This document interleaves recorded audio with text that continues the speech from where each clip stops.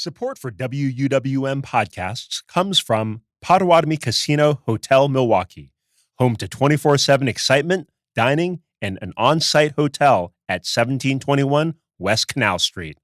More information at potawatomi.com.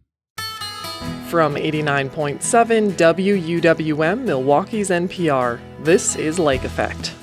I'm Audrey Nowakowski. Today, we'll sit in on a storm spotter class with the National Weather Service and learn how you can help track and report severe weather. That's our main mission with the National Weather Service, is protection of life and property via weather and decision support services with weather. So we really want to keep people safe. Then we'll find out what happens to the animals at the Milwaukee County Zoo when severe weather strikes. Plus, we'll learn about Wisconsin's sauna culture. It can be just like a quiet time to focus inward and connect with yourself. But I think people are going there because it gets them off their phones and connected with other people and with themselves. All that's coming up on Lake Effect.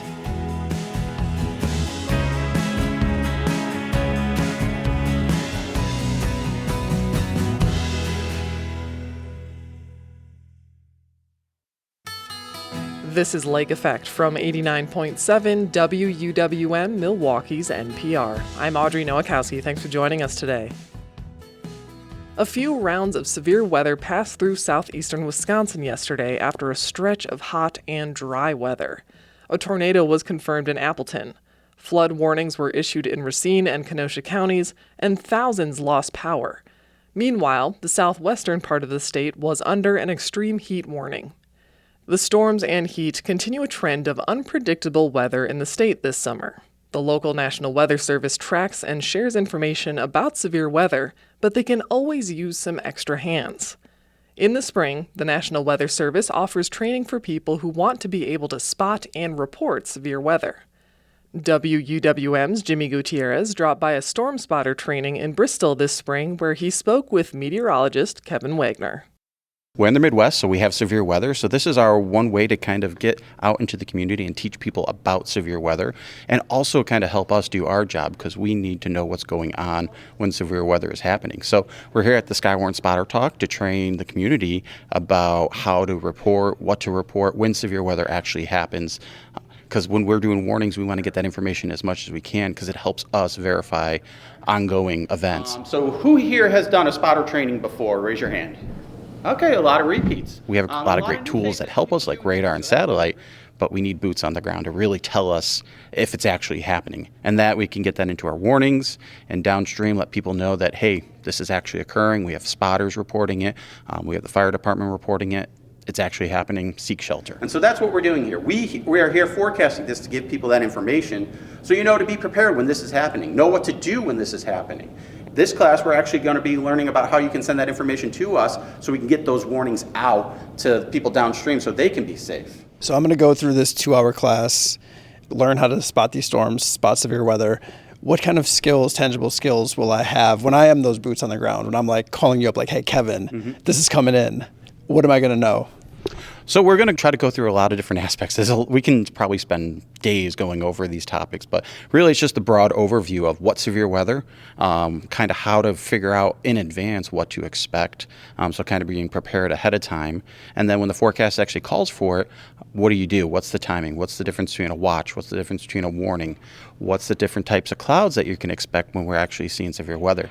What do we want you to report? So we want to report a tornado, how to report a tornado, wall clouds, and then also kind of going over the safety aspect of it, because that's our main mission with the National Weather Service, is protection of life and property via weather and decision support services with weather. So we really want to keep people safe, and by doing that, we have volunteers that are trained to help us give us that information. Okay. And then for folks who are not aware of that this class happens, and that it's even an opportunity to become those boots on the ground and to help feed that information to you all, can you just give a quick breakdown of where they can find these classes and how much they cost? So this is entirely free. We are part of the federal government, so everything we do, our education is free. We do it every spring up here. You go to our website, weather.gov/Milwaukee. You can get that information. Our area in southeast Wisconsin, we at least try to get to each county every year. But for those of you that can't make it, we also have been offering online courses as well. So you can see that online, the schedule. But if you aren't able to make those or the in-person training, we also have a website on our homepage, so weather.gov/Milwaukee. If you go down to the bottom and search for Skywarn, we actually have a lot of that information and additional tools that you can kind of go through, learn about weather that way as well. I feel like I stumbled across both a YouTube presentation and then maybe the slides as well, just kind of like poking around. Correct, yeah. You were talking earlier about storms and warnings and watches. Been in the National Weather Service 10 years. Watches and warnings are still one of the more challenging things to try to describe to people. But to put it down in easy to understand Wisconsin terms, tailgates. We all been to a tailgate. We got a tailgate watch and a tailgate warning. I believe this was on... I've been in the National Weather Service, going to be 10 years this week, actually. And yeah, the difference between a watch and a warning is still one of those tricky things for people to kind of latch onto. But really it breaks down to the watch is kind of ahead of time. The ingredients are there for severe thunderstorms. We're seeing things come together like on the models, usually a couple hours ahead of time. And so that's usually that kind of the first kind of broad brush that, hey, things are coming together. We got the ingredients for severe weather. Now it's time to start preparing if you're going out later in the day for it. Now, when we have a warning, that's when all those ingredients come together. And we're actually seeing the storms develop. We're seeing the threats. So that's either large hail, anything 1 inch or greater, or winds greater than 58 miles per hour, and a tornado. So if we start to see those, we'll issue the warnings. That means that the threat is either ongoing or is imminent or about to occur. So that's when we want people to heed the warning, take action, and get to your safe place. Like you said, you've been with NWS for 10 years, and I think something that I feel really comfortable with or safe with is the fact of when that extreme weather's happening, I'm checking your Twitter. You guys are on it, letting me know and letting people in the region know what's happening, what to know about weather, difference between the watch and the warning. How have things changed for you and your ability to do your job? You're still doing this outreach, like you said, you've been doing since the original Twister, incredible. But how have things changed for you to be able to do your job and do the work that you're doing? Yeah, it's an evolving science because it's constantly changing. We're getting new technology, new computing, new models. So when I started my career as an undergrad, we had maybe a handful of models. Now we have hundreds of runs on one model. So it's a lot of information, a lot more technology that we're actually adapting to.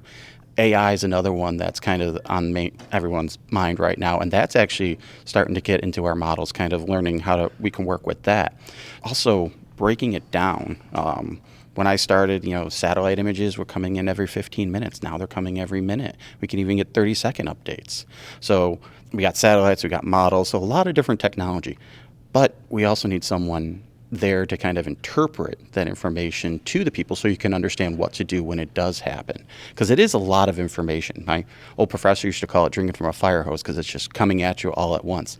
So now our role as the NWS, it's really kind of breaking it down to people, to decision makers. So like working with emergency management, fire departments, police departments, and breaking that, and even our media partners, because we work with broadcast media when things are going on, to get the word out. So we're really kind of working on trying to break it down in simplified terms. We know all the nitty-gritty science behind it, but to get it so people actually take action to be safe, make that decision, that's kind of where we're moving towards. Also kind of analyzing what's happening after the storm happened. So we really want to know that information so we know if our forecast is accurate, and then ways we can improve it as well. I'm Carl Schulze from Twin Lakes, Wisconsin. And this is my granddaughter, Sally, and she is from Lyons, Wisconsin. My name is Lori, and I am from Kenosha. I am Jackson, and I'm from Kenosha. So, what is your favorite type of weather? Sunshine, blue skies, and about 85 degrees. Sunshine, blue skies, and probably like 70. For me personally, I like the overcast. Do you like the rain that comes with it, or just like overcast, gray skies? Just the overcast. I'm not really a fan of rain. Tornadoes. Tornadoes? You like tornadoes? Yeah. Why did you come out tonight? So we could learn more about weather and hazardous weather and what to look out for and what's not to. Probably to help me not get so scared of storms. I think if I learn more about them, it'll help me get less nervous. I want to learn more about what to look for and how to alert my family for emergency situations. Luckily, we haven't been involved in anything real serious, but we do get together when it's raining and it looks kind of scary outside. So I come over and visit her and we sit and talk, or sometimes she's at our house when a storm goes by. So I just want her to not be so scared all the time. And I think that not being scared comes with knowing more about what's going on. Okay, and to that point, what have you learned tonight so far? You want to go first? Technically how to spot storms and like know if you should go into shelter and stuff like that. Pretty much how to read the maps and like what to look for on the maps. And then, understanding how the apps work and the websites and all that stuff, where to look for information, that's kind of cool. I like that. So, Like on the radar, then you know like where there's like tornadoes and stuff. Then my final question, are you planning on storm spotting? maybe someday, yes. Whether she says yes or not, we both are going to be storm spotters. You have to be like if you're a storm chaser, you have to be like really careful. What's that? Because one wrong path, the tornado can hit your vehicle. And that'd be bad. Yeah.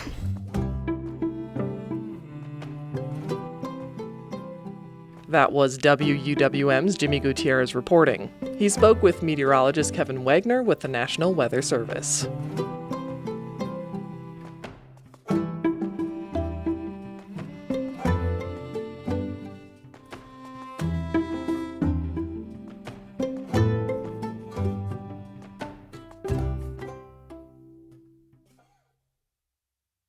As the weather becomes more unpredictable in Milwaukee, the Milwaukee County Zoo is adapting.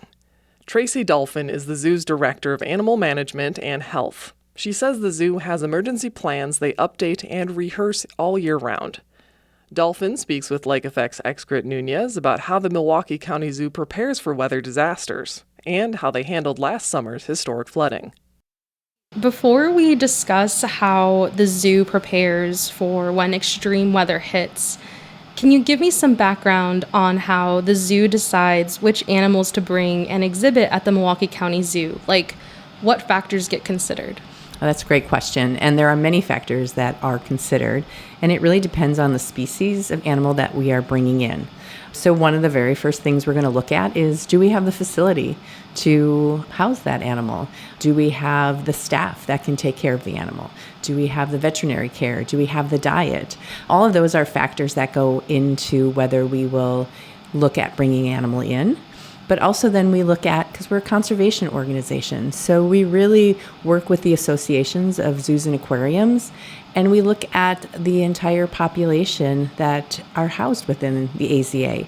And we align our collection plan to what is needed. So if we are going to be bringing in a specific type of bird, are they an endangered animal? Are they threatened in the wild? So we look at those kind of ICUN standings to see if those would be a great fit for us as well. And then we build our animal collection up from there as well. Just to clarify, can you explain what the AZA stands for and what that is? Sure. It's the Association of Zoos and Aquariums.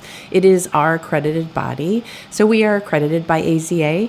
If you look at, there's over about 2,500 animal facilities that hold USDA license, but only about 250 hold AZA accreditation.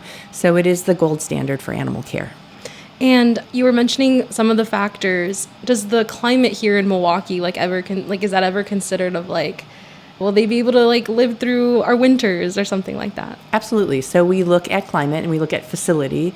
Are we able to support them? So I will just jump in and say our snow leopards and our red pandas are really adapted to cold climates. So they do really, really well in our winters, but we also provide them air conditioning indoor habitats in summer. So in reverse, when we look at some of our African hoofstock, they do really well in summer, and then they are provided, warm indoor holdings over winter days as well. So absolutely that does come into play, and that's where our facilities will, make up for when our weather changes as well. That makes a lot of sense, and I think that's really helpful background. Because I think about it a lot, moving here to Milwaukee specifically, I feel like we're kind of known for unpredictable weather. In general, how does a zoo prepare for such uncertain scenarios? So all of our animals, each individual animal and species has their own plan of temperatures. So, and that varies from species to species. So our bears will have temperature guidelines. Our big cats, as I mentioned, red pandas and snow leopards, they have temperature guidelines that will really dictate what the weather is and what we're going to do to accommodate them. So when there is a temperature that I'm just going to arbitrarily say a temperature, everyone has specific temperatures, but if at 70 degrees, we know at 70 degrees, the red pandas are given access to their air-conditioned indoor holding, that is what our teams will follow as well. And that is across the board for all of our animals, whether it's due to high temperatures or low temperatures. So when it comes to like an extreme weather event, like the flood or like a tornado alert, is there kind of, along with like those temperature guidelines, like a guideline of what to do with each animal? So we look at it. So we're always monitoring the weather. Of course, severe weather can pop up, but there are lots of times that we are aware of when severe weather is going to come. So let's say a severe thunderstorm is going to come. That may come with increase in more rain or higher winds.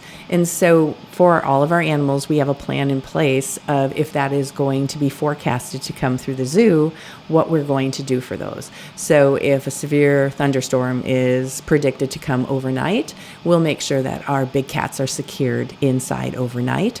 One of our, greatest assets to the zoo, if you walk around, is just the trees and, all of those within the habitats. But when we're looking at high winds, we also know that limbs can come down. They can damage the outdoor habitats. We want to ensure that the animals are safe. And so following that plan, we would ensure that the animals are inside overnight.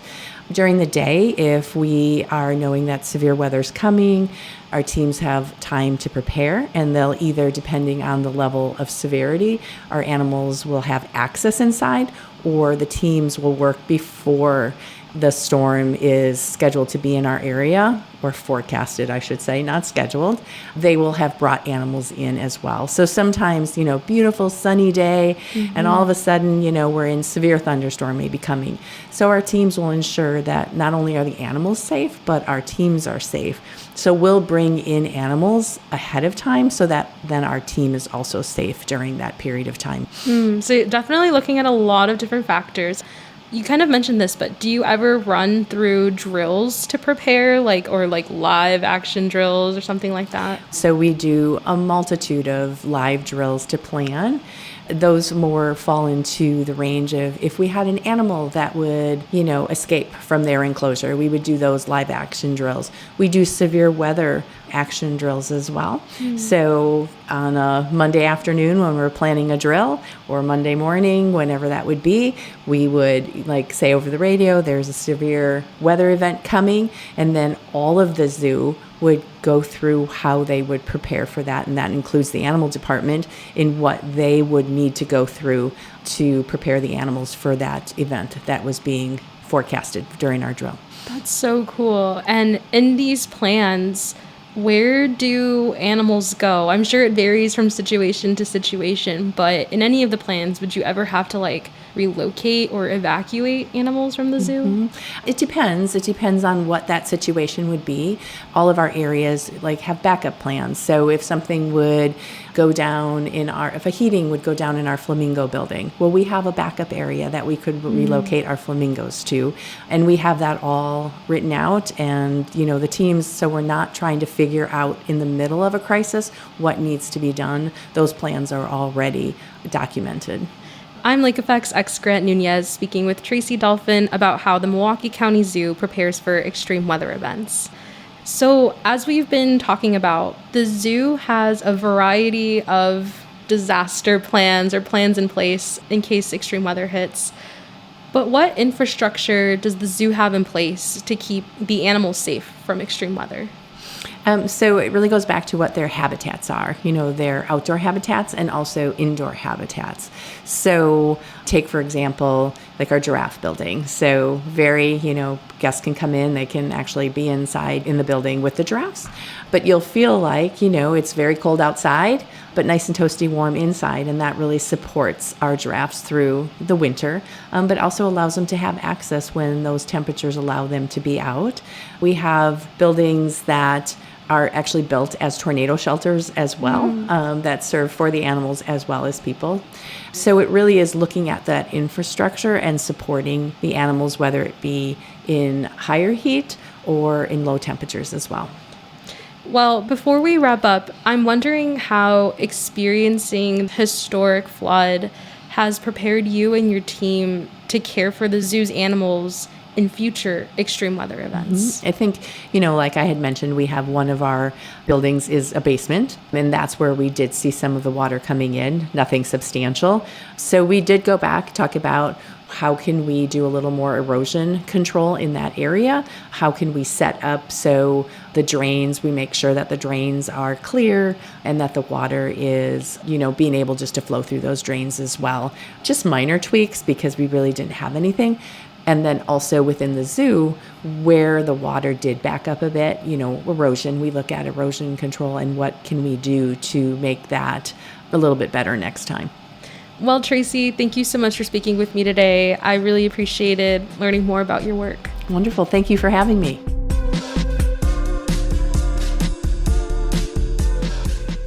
Tracy Dolphin is the Director of Animal Management and Health at the Milwaukee County Zoo. She spoke with Lake Effect's Expert Nunez last summer. In about 15 minutes, we'll explore Wisconsin's sauna culture. True part of the Finnish sauna experience is what is known as loilu, and for all the Finns out there, they can help me better pronounce it, but loilu is the act of pouring the water onto the rocks, and it's also the experience of the water becoming steam. But first, we'll share some tips on how to safely exercise outdoors in the heat. That's coming up next on Lake Effect on Milwaukee's NPR.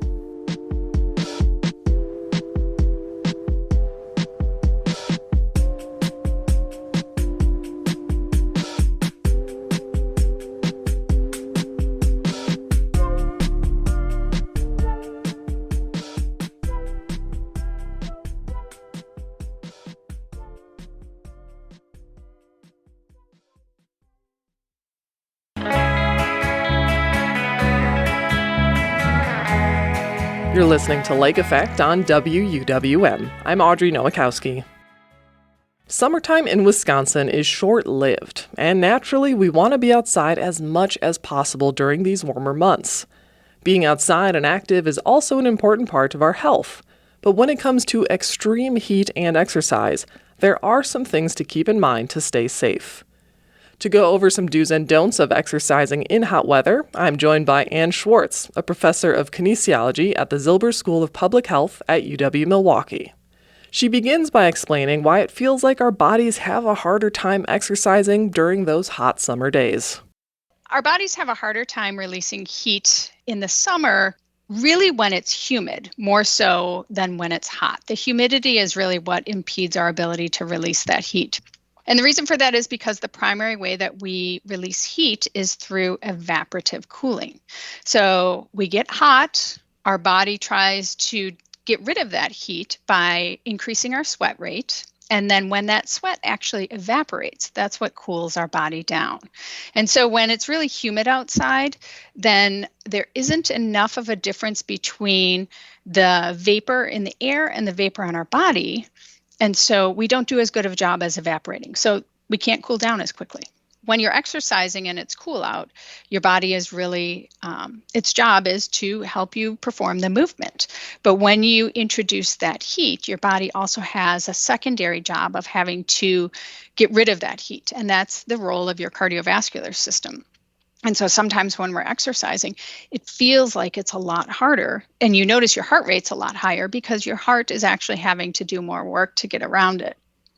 So the classic Midwestern line, it's not the heat, it's the humidity, is really true, hey? That is absolutely true. So if people, because we want to be active, and ideally, like if we have a routine, we don't really want to get out of it per se. And if people don't have access to a gym with air conditioning, with a climate control, what strategy would you recommend for people planning to do their workouts outdoors in the summer when it's extreme heat? Right. Yes. Well, those of us living in Wisconsin, we love to get outside when we can get outside. So, how can we make it a little bit more enjoyable or bearable when it's really hot and humid outside? The first thing is really thinking about your timing. You really want to think about the times of the day when it's not going to be as hot. So avoiding that 10 a.m. to maybe 4 p.m. time. Those are the times where the sun's the most intense. And so that's going to heat you up even more so if you exercise in the sun during that time. So thinking about exercising in the morning or later in the evening, those are good strategies. Some other things you might want to think about doing is making sure that you're hydrating. So making sure that you're getting enough water when you're exercising, because as you sweat, you're going to lose water, you're going to start to dehydrate. And that hydration level is really important for you to help maintain your body temperature. So you want to make sure that, about 1 to 2 hours before you go out, you want to maybe have about 16 to 20 ounces of water to drink and maybe a couple sips before you go. If you're going to exercise for longer than 60 minutes, then you want to think about maybe taking something with you and having some sips of water as you're going along. If you're going to go out for 30 minutes, you should be fine not exercising. And then when you get back, you want to make sure that you rehydrate, either with some sort of water or electrolyte drink, depending on how much you sweated. A really easy way to determine how much you should drink afterwards is you can weigh yourself before you work out and then weigh yourself after. And the amount of weight that you lost is really the amount that you need to replenish then. You want to pick your clothing wisely. You want to wear things that are lightweight, that are breathable, that are moisture wicking, so they can help you with that evaporative heat loss. You want to wear light clothing because that reflects the sunlight. It doesn't absorb the sunlight, so it'll help you stay a little bit cooler. And of course, you want to try and maybe wear a hat or a visor and definitely some sunscreen to make sure to protect your skin. These are all super great tips, including the water one, because often the body weight divided by 2 equals ounces ratio, it's a lot to keep track of. So I like that simple tip. Now, as adults, we're pretty good about knowing we should do XYZ, even if, say, we don't feel like drinking, because when you get hot, maybe your desire to eat and drink is a little less. But what are tips for kids or people taking care of children to keep in mind for hot weather activity? So for our kids, when they're outside, they're playing, they're having fun. You're right. They don't think about having to drink. And so we need to make it as easy as possible for our kids to drink something while they're outside playing. And so maybe putting it in a place that's central or easy to locate for them. Maybe we have to step, into their game every once in a while, every half an hour and remind them to drink something. And then having something that they enjoy drinking so that they will be more likely to drink it. The other option is to provide snacks that have a high water content. So, some watermelon. It's ripe, it's in season, it's delicious, and it's got a high water content. So having that as a snack will help the children to rehydrate while they're playing. Something else that we need to start considering at this time of year as our kids are going back to school and getting more involved in organized sport and starting their practices, they may be, practicing in very intense times of the day where the sun is really intense, and they may not have the luxury of doing some of the things that we suggested earlier, like wearing, really light clothing that's moisture wicking. So for instance, our kids that are interested in football, they have to wear helmets and all this padding and all this clothing that's going to prevent them from being able to release that heat. And so it's a really good strategy for them to take breaks often. And when they take a break, take off their helmet so that that can help them cool off a little bit, but then also drinking some water or some sort of electrolyte drink while they're taking their break to help them cool down. And that's really important to help prevent any type of heat-related injury for those athletes. With making a plan to work out outside, you mentioned hydration, planning before, during, if needed, if you're out for a certain time and after. How important is the warm-up and or cool-down components of exercise during hot days? Well, I would say warm-up and cool-down are always really important. The warm-up is important because it really primes your body to get going and to start moving at a higher intensity or a faster rate. You may feel like your muscles are already warm, but you also need to warm up your heart and your lungs and all the other systems that are involved in exercise. And so it's really important to engage in that warm up. And then the cool down, that's important to help bring those systems back down to their resting level. And so we need to make sure that we're slowly starting to decrease our intensity. Maybe we go from a run to a walk or something like that. But that really helps us to bring those systems down to our baseline and prevent us from feeling dizzy or potentially even fainting after we exercise. So when you're exercising in the heat, you want to make sure that you just elongate those warm-ups and cool-downs a little bit. And then ideally do those warm-up and cool-downs in maybe a shaded area, if you could, to help your body warm up, but then cool down and bring your core temperature down in those shaded areas. If a situation arises or sneaks up on us, which it is kind of easy to do, what are signs of overheating or other heat-related illnesses to look out for when we're exercising outside? Well, early signs are going to be you're going to start to feel thirsty and you're going to really sweat pretty profusely. And so you just want to kind of monitor that and make sure, that once you start to feel a little thirsty, that you do attend to that. If you start to feel dizzy or lightheaded, or you might get a headache, or even start to experience muscle cramps, and that might be one of the first things that you experience is muscle cramps, then you definitely want to decrease your intensity. So if you're running, again, you want to bring it back to a walk and then head towards a shaded area to help your body cool down a little bit and get rid of some of that heat. But it's a serious situation. You want to make sure that you are being kind to your body. You're doing something good for your body when you're exercising outside. So you want to make sure that you're kind to it and you don't overstress it when it's so hot and humid out. Right. Because what's the worst case scenario if overheating goes unaddressed?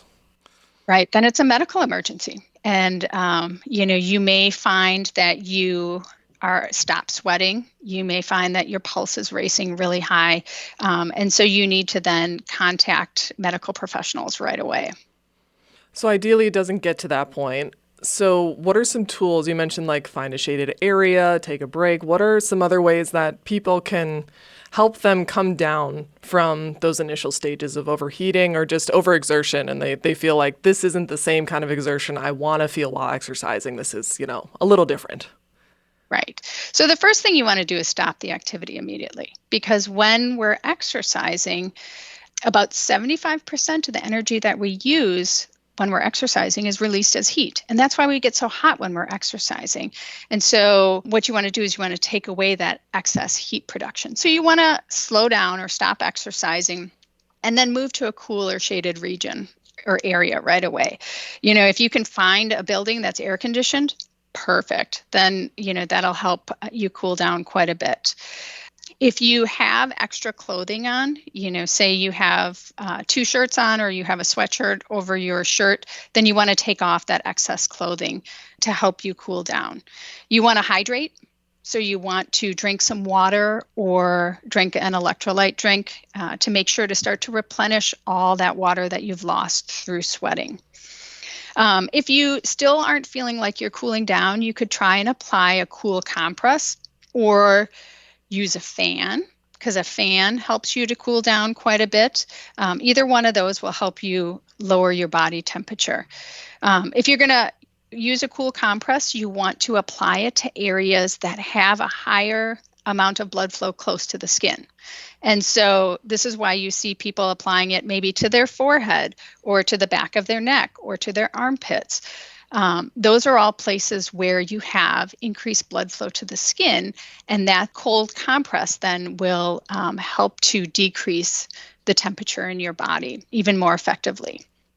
And obviously, we've been talking a lot about hydration. Very important, no matter what kind of activity level you're doing. But my question is there such a thing as too much electrolytes? They are a good reinforcement with more strenuous workouts or if you're being active all day. But if you're not planning a strenuous exercise outdoors, like during the summer, do we need electrolytes all day, every day? Right. There definitely can be too much. You can overdo electrolytes, and especially sodium. And if you do overdo it, you might have a little bit of stomach upset, or it could cause an electrolyte imbalance. So you want to make sure that you aren't over-consuming them. You want to also be mindful of what's in the electrolyte drink, so know what else you're drinking with it, because a lot of them contain sugar as well as the electrolytes. But for most casual exercisers and those of us who do less than 60 minutes of exercise at one go, plain water is going to be sufficient. Anything over that, if you're going longer than 60 minutes, or if you're doing a really high intensity workout, then you may want to consider supplementing with some sort of electrolyte. Well, and all these are really great tips to keep in mind, and most importantly, to help judge where our body's at and stay safe and cool in the summer. So I want to thank you so much for joining me today to share some tips on how to keep cool and healthy. Well, thank you so much, and I hope you do keep cool and healthy.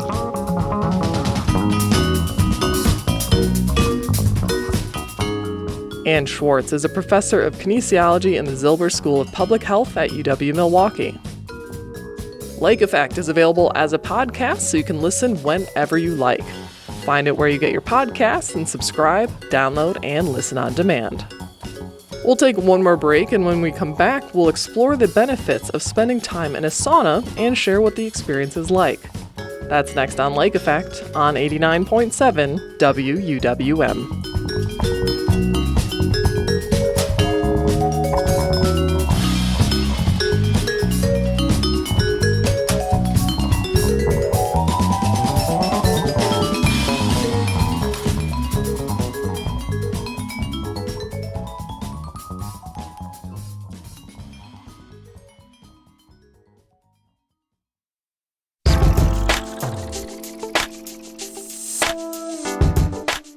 This is Lake Effect on Milwaukee's NPR. I'm Audrey Nowakowski.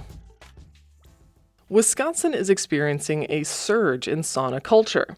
New businesses are popping up in parks, on shorelines, and even in backyards. But heat bathing has been a part of the upper Midwest culture for over a century, and it's largely thanks to the Finnish immigrants who settled along Lake Superior.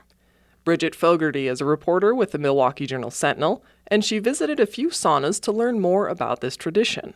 She joins Lake Effect's Excret Nunez to share why more people are sweating through Wisconsin winters together.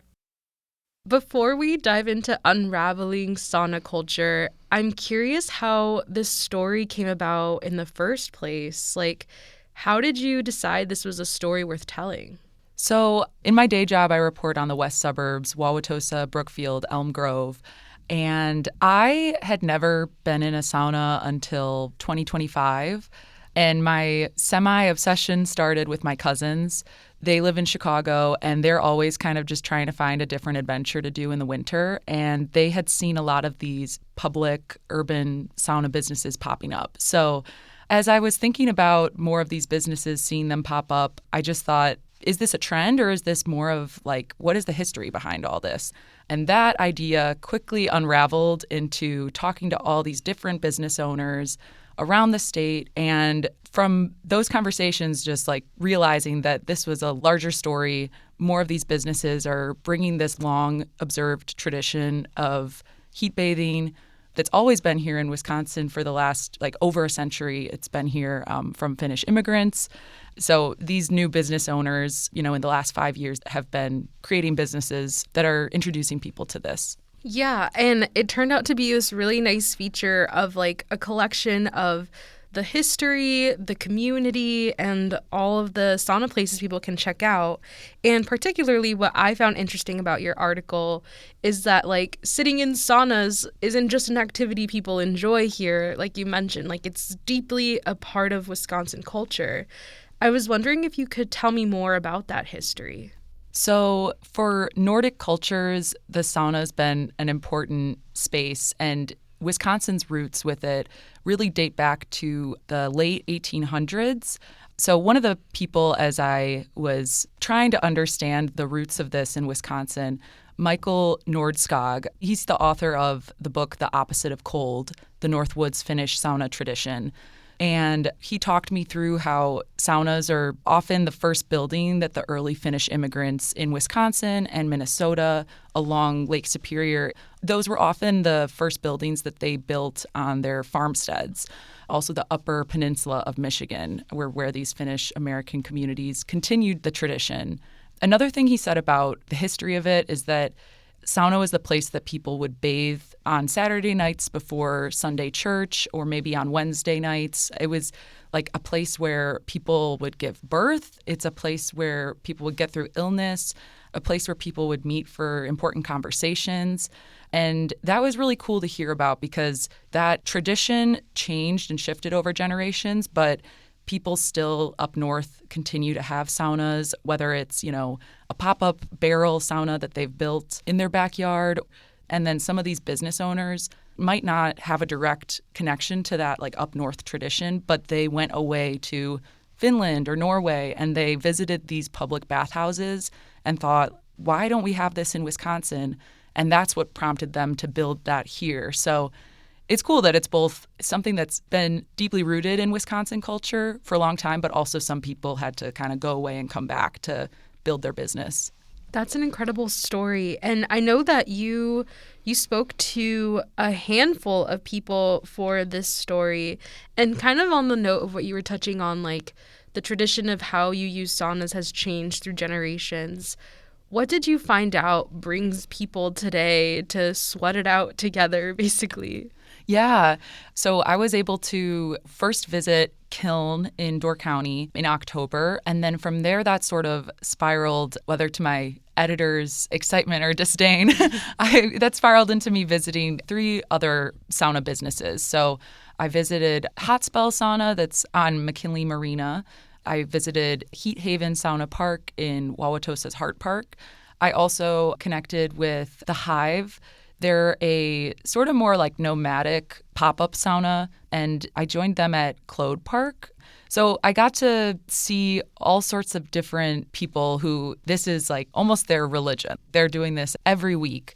I also got to then talk to people who were trying it for the first time. And so I think that some of the resounding reasons why people are flocking to these businesses is the wellness aspect of how it makes their body and their mind feel. I also talk to people who really are choosing to go to these spaces because it's an alternative to sitting at the bar for, an hour and drinking alcohol. And that also speaks to the community aspect, I think. People are meeting each other in saunas. I think after the pandemic, we had a couple years of isolation and kind of that emerging from there. It's like, how do you meet people? How do you meet new friends? How do you stay connected with your neighbors? It also can be just like a quiet time to like focus inward and connect with yourself.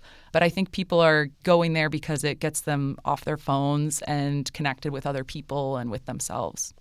I'm Lake Effect's Grant Nunez speaking with Bridget Fogarty, a reporter with the Milwaukee Journal-Sentinel, about her recent story on Wisconsin's sauna culture. Well, Bridget, we're about to visit a sauna together, but before we head out, I was wondering, do you have any advice for first-timers like myself on sauna decorum or tips on what to bring? So make sure to bring a towel, maybe bring 2, one if you're going to dry off and go in the lake, one to sit on while you're in the sauna. I would also wear a swimsuit or some athletic clothes that you don't mind sweating in. There might be chatter, there might be light conversation in there, but you can also take that time to just be quiet and sit with yourself. Bring some water. I would suggest, drinking water beforehand. Another thing you could bring is sort of like a shower shoe, so flip-flops or Crocs. But, once you've got all of that gear, just going with an open mind, taking a deep breath, listening to your body. The people who all work there, too, will really guide you through the experience. Well, Bridget, I am so excited to go check out a sauna with you. I really love chatting, but how about we head out and try a sauna together? Let's do it.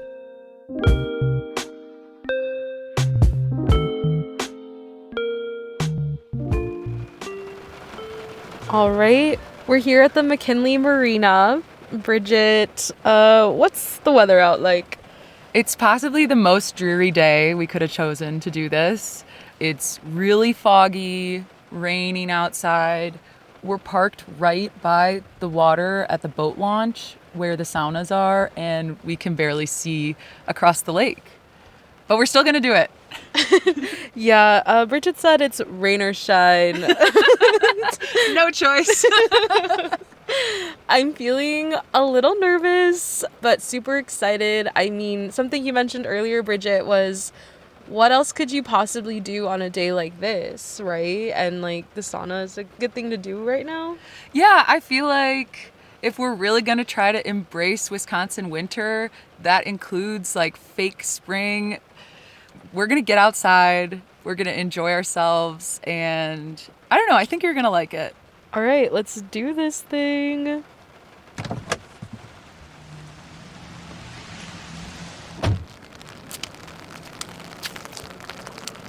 Oh my God. Yes. I'm wearing a bathing suit and I'm walking into the sauna. Awesome. I've never done anything like this in my life. You can see the steam coming off people's bodies when they walk out, which is kind of crazy. All right, so we'll head in. Here we go, into the sauna. It's so nice. Yeah, it's like a warm hug. So this is the stove. We've got a couple logs on it. The fire's going. And the rocks on top, we could pour some water and get some steam. Yeah, let's do it. Okay.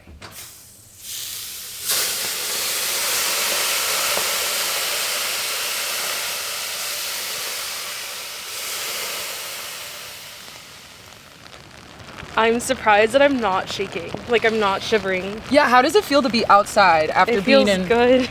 It's like 180 degrees in there. Yeah, I probably went up after we put steam on it. Yeah. So when you step out of the sauna, a key part of the hour and 15-minute session is getting the contrast therapy of going into the cold. Just like we experienced, like walking out of the sauna, you just kind of feel refreshed even being in the outdoor air. But some people take it a step further and they'll walk down this boat launch and they'll walk right into the water. The water's about, 34 degrees, someone just told us. So some people dunk, like someone just did now. But you really just try to breathe through being in the cold. And there's a whole bunch of different research that shows potential benefits of doing a cold plunge and doing the hot and cold back and forth. But most people just say it makes them feel good. I don't know if I'm brave enough to step my toes into the water, but I think we're choosing the rain today. Yes. To give us the little cool off moment. And we get to go back into the sauna, warm up again, and then try it again, and maybe we'll feel different. Yeah. So we're just kind of building that threshold of like, okay, I can stay outside a little longer. I mean, I think I see steam coming off your body. At least I see like my breath right now. So we can head back inside if you want. Yeah, let's do it. I'm proud of us. Oh, me too. We're back in the sauna. It's nice and warm. The true part of the Finnish sauna experience is what is known as loilu. And for all the Finns out there, they can help me better pronounce it. But loilu is the act of pouring the water onto the rocks. And it's also the experience of the water becoming steam. So we're going to do that now.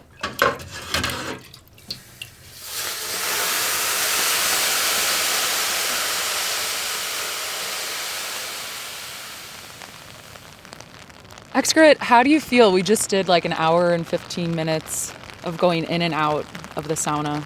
I feel so much better than I thought I would. I feel really relaxed. I'm not cold. I was shaking. I was shivering the very first round that we did. It just felt so nice to feel the rain on my skin and feeling the heat in through my nose, on my lips, on my toes. It was like an intense feeling. I gotta be honest, I was pretty nervous going into this experience because I felt like I was breaking like cultural rules in my family to like not go outside after being in the water. Yeah, I really enjoyed it. I'm glad I broke my family's rules for a little bit. And I could totally see myself doing this again. I think it's really meditative. Yeah, well, I'll come back with you.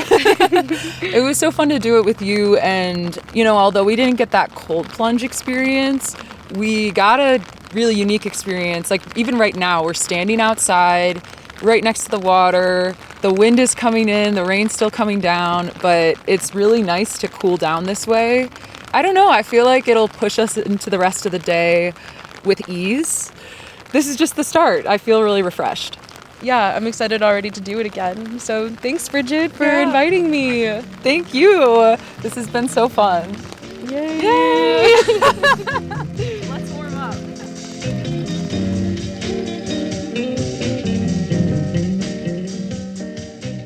Bridget Fogarty is the West Suburbs reporter for the Milwaukee Journal-Sentinel. She spoke with Lake Effect's Excrit Nunez.